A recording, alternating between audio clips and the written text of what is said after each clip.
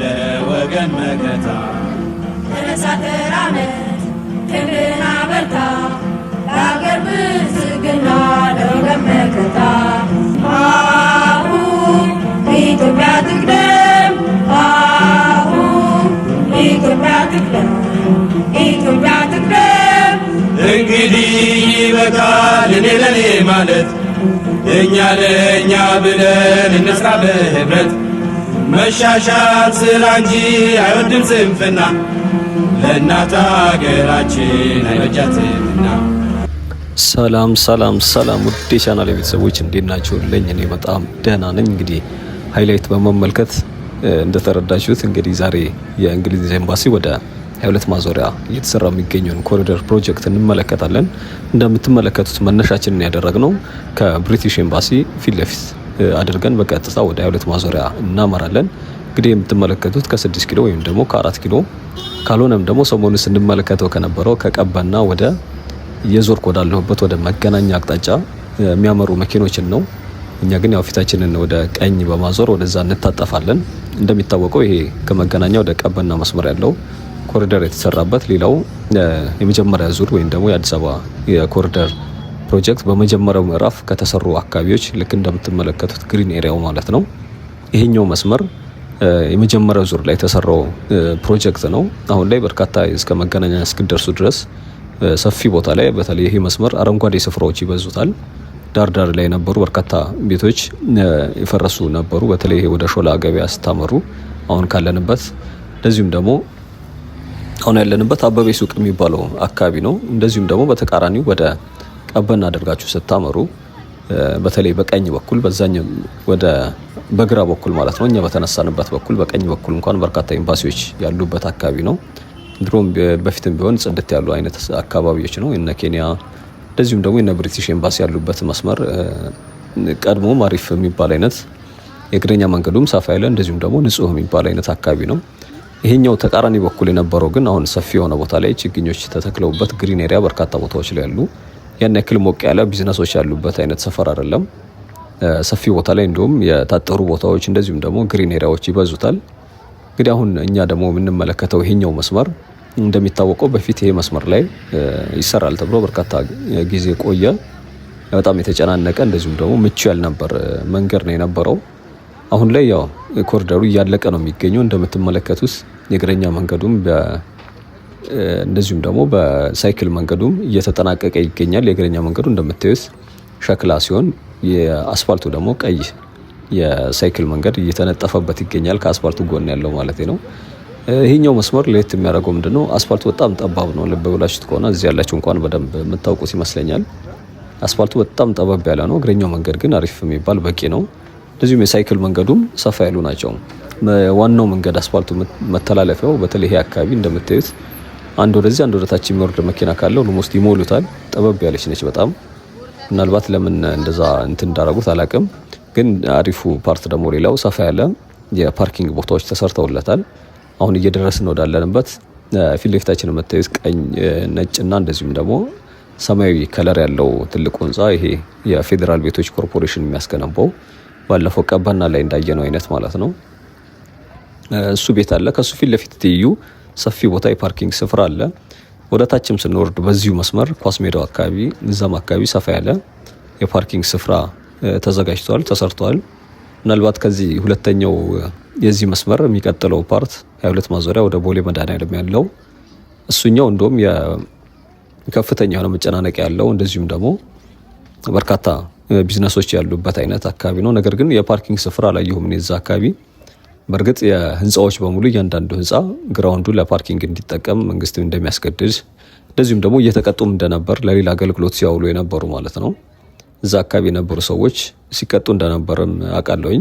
ምናልባት በርካታ ህንፃዎች እንደዚሁም የገበያ ማዕከላት ስላሉ አስፈላጊ አይደለም ተብሎ ሊሆን ይችላል። ምክንያቱ በደንብ ዲቴሉን አላውቅም። እንግዲህ ለማንኛውም ግን እኛ ዛሬ ይህንን ኮሪደር እንጎበኛለን። ያው አዳዲስ ቤተሰቦች እንደተለመደው ላይክ እያደረጋችሁ፣ ነባር ቤተሰቦችም ሀሳብ አስተያየታችሁን እንደዚሁም ደግሞ ሰብስክራይብ ያላደረጋችሁ ሰብስክራይብ፣ እንደዚሁም ደግሞ ላይክ ያላደረጋችሁ ላይክ እያደረጋችሁ ሀሳብ አስተያየታችሁንም እያስቀመጣችሁ ሼርም እያደረጋችሁ የዛሬ ጉብኝታችንን እንግዲህ 22 ማዞሪያ እናጠናቅቃለን። ከ22 ማዞሪያ ወደ ሾላ የሚወስድ ሌላ መንገድ እንዳለ ይታወቃል።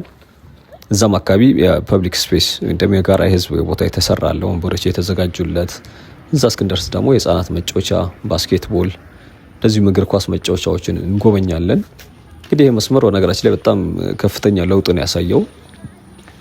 የተወሰነ ግን ቅር ያለኝ ምንድነው በፊት እናየው እንደነበረው አይነት ከጨረሱ በኋላ መልሶ የመቆፈር ነገሮች አይቻለሁኝ።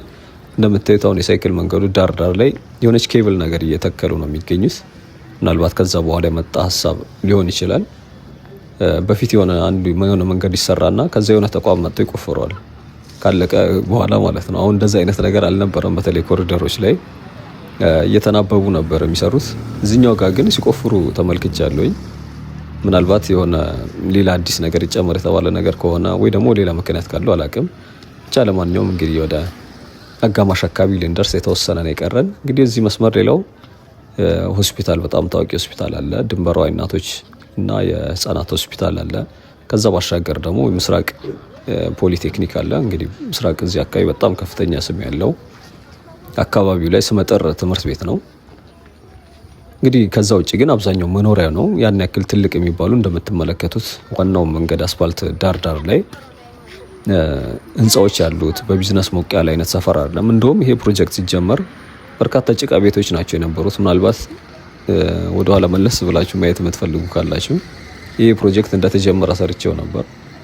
በርካታ ጭቃ ቤቶች ናቸው የነበሩት ይሄ ዳር ዳር መስመር ላይ ማለት ነው። አሁን ግን ያው ወደ ቢዝነስ ተቀይረው ብዙ ቦታዎች ላይ በእርግጥ እንደዚህ አይነት አሉ። ኮሪደር የተሰራበት አካባቢ ላይ ልክ ፊት ለፊት እንደምታዩቸው አይነት አዳዲስ ሱቆች እየተገነቡ መኖሪያ የነበሩን ቤቶች ይሄ መንገድ ከወጣላቸው በኋላ በተለይ ያው ቫልዩዋቸውም ከፍ ይላል። እንደዚሁም ደግሞ በእርግጥ አካባቢው መሀል ከተማ ነው።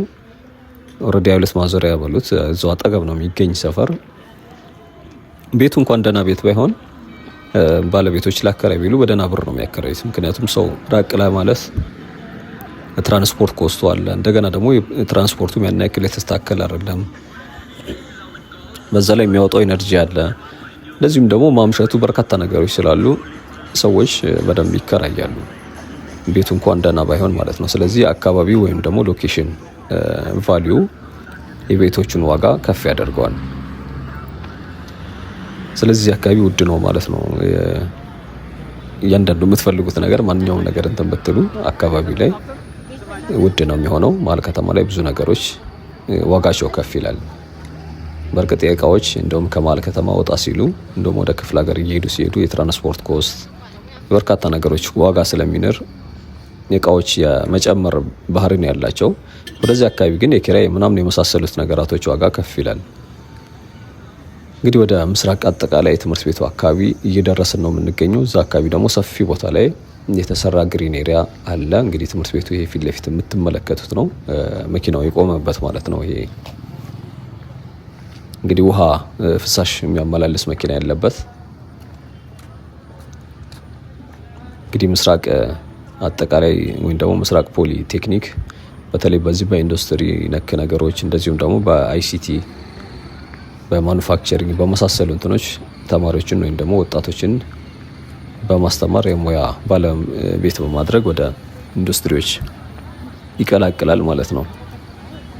እንግዲህ እዚህ ጋር ሰፊ የሆነ ቦታ በፊት ዳገት ነበር። እዚህ ጋር ትንሽ የሱቆች ነበሩ። በእርግጥ እንደ ማዘር ቤቶች አይነት ምግብ ቤቶች፣ ትንሽ የሱቆች ይሄ አሁን ግሪን ኤሪያ ያለበት ስፍራ ላይ ኦልሞስት አንድ እንደዚህ ቀጥ ያለ መንደር ነበር ከላይ ወደ ታች ማለት ነው። ግን ዳገቱ የሚያስፈራ ከፍ ያለ ዳገት ላይ ነበር ነው። አሁንም እንደምትመለከቱት ዳገታማ ነው። ያው ከበስተጀርባ የዚህ ባልደራስ ኮንዶሚኒየም ነው ያለው። እንግዲህ ሲግናል ባልደራስ የሚባለው ሰፈር ላይ ነው ያለ ነው። እንግዲህ ወደ ቀኝ ወደ ባልደራስ ወይም ደግሞ ወደ አድዋ ድልድይ ካልሆነም ወደ ሴቶች አደባባይ አርጋችሁ ካሳንቺስ 4 ኪሎ ምናምን የሚወስደው መንገድ ነው። ግራው እንደሚታወቀው በሾላ ወደ መገናኛ ነው የሚወስደው። በሾላ በየካው ሳይሆን በታችኛው በለም ሆቴል እና በየካ ክፍለ ከተማ ወይም ደግሞ የካ ሚካኤል ባለበት መካከል ሌላ አንድ መንገድ አለ። እንግዲህ ወደዛ የሚወስደው መንገድ ነው። ያው ኮመንት ላይ ይሄ መንገድስ ምን ላይ ደረሰ የሚል ኮመንትም ተመልክቼ ነበር ከተወሰኑ ቀናቶች በፊት።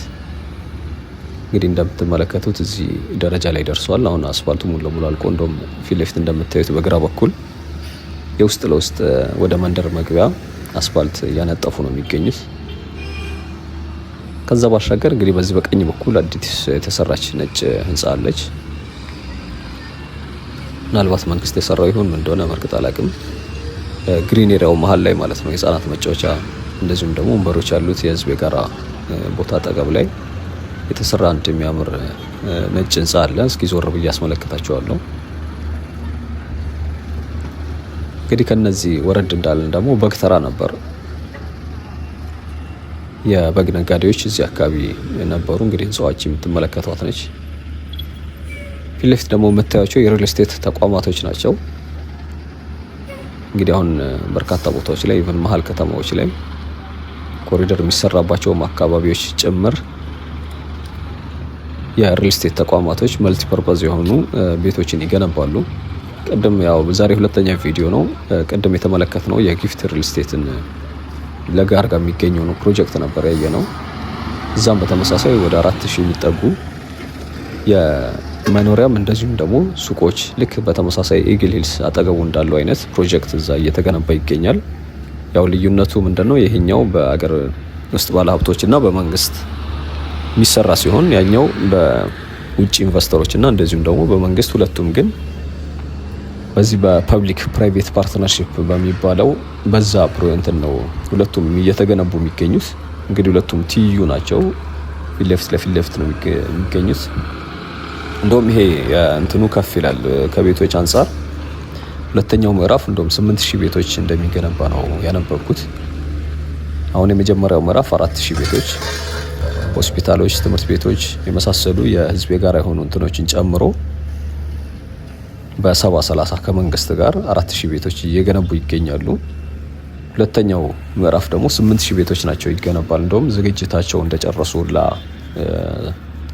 ሰምቻለሁኝ።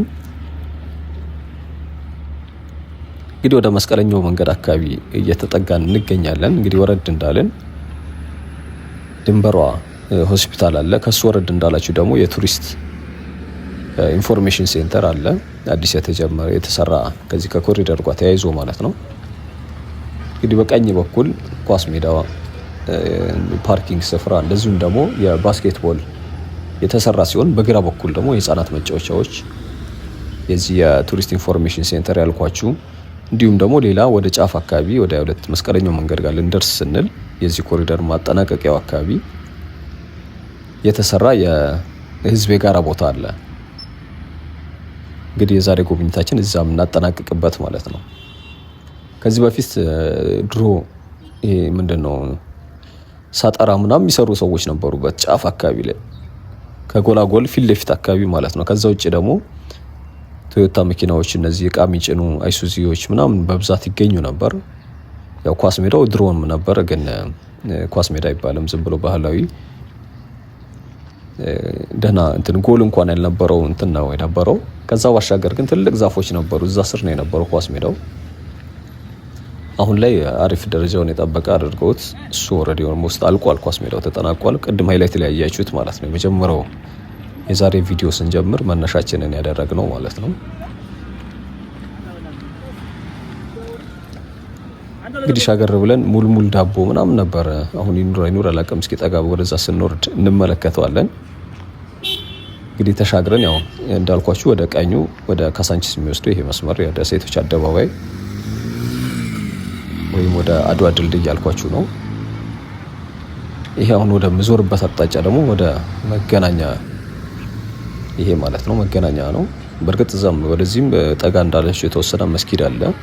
መስጊዱ አካባቢ እነ ማጂክ ትምህርት ቤት እንደዚሁም ኮንዶሚኒየሞች አሉ። የድሮ G+ የመጀመሪያው ኮንዶሚኒየሞች አሉ G+ 4ዎቹ። ከዛ ከመስጊዱ በስተጀርባ ያው ሾላ ገበያው ነው ያለው። እንግዲህ ተሻግረን ሁለተኛው የዚህ የኮሪደር ሁለተኛው እንትን ጀምረናል። እስከ መስቀለኛው መንገድ አንዱ አለ ከእንግሊዝ ኤምባሲ። ከዚህ ከሲግናል ደግሞ ወደ 22 ማዞሪያ የዚሁ ያው ወጥ የሆነ ፕሮጀክት ነው የሚሰራው። በነገራችን ላይ ያው የመንግስትንም ድጋፍ አለበት። ከዚህ በፊትም እንዳልኳችሁ ያው ነባር ቤተሰቦች እንደምታስታውሱት ይመስለኛል የወርልድ ባንክ ድጋፍን አድርጎለታል። ይህ ፕሮጀክት የታችኛው ነው ሙሉ ለሙሉ በሀገር ውስጥ ወይም ደግሞ በከተማ አስተዳደሩ ሙሉ ወጪ የሚሰራው ከ22 ማዞሪያ ወደ ቦሌ መድኃኔዓለም የሚደርሰው ያ 2 ኪሎ ሜትር መንገድ እሱ ሙሉ ለሙሉ ከእዳም ወይም ደግሞ ከድጋፍም ነፃ በሆነ በመንግስት ወጪ ሙሉ ለሙሉ የሚገነባው ያኛው ነው።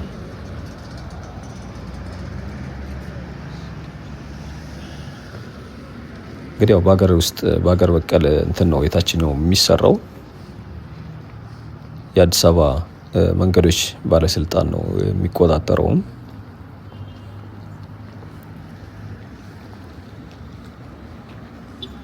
እንግዲህ ሌላ ስጋ ቤቶች፣ ፋርማሲዎች እንደዚሁም ደግሞ በርከት ያሉ ሱቆችን እንመለከታለን። በዚህ መስመር ላይ በተለይ የተሰሩ ህንጻዎች ያሉባቸው አካባቢ ተወሰነ ወረድ እንዳለን የቱሪስት ኢንፎርሜሽን ሴንተሩ ጋር እንደደረስን ወደ ግራ እንሻገራለን። እሱን አይተን ደግሞ የተወሰነ ወረድ ብለን ወደ ኳስ ሜዳዎቹ ምናመራ ነው የሚሆነው። እንግዲህ እስከ መጨረሻው ድረስ አብራችሁን ቆዩ። ሰብስክራይብ ያላደረጋችሁም ፋሚሊዎች ሰብስክራይብ እንድታደርጉ፣ ሀሳብ አስተያየት፣ ላይክ፣ ሼር እንዳይረሳ።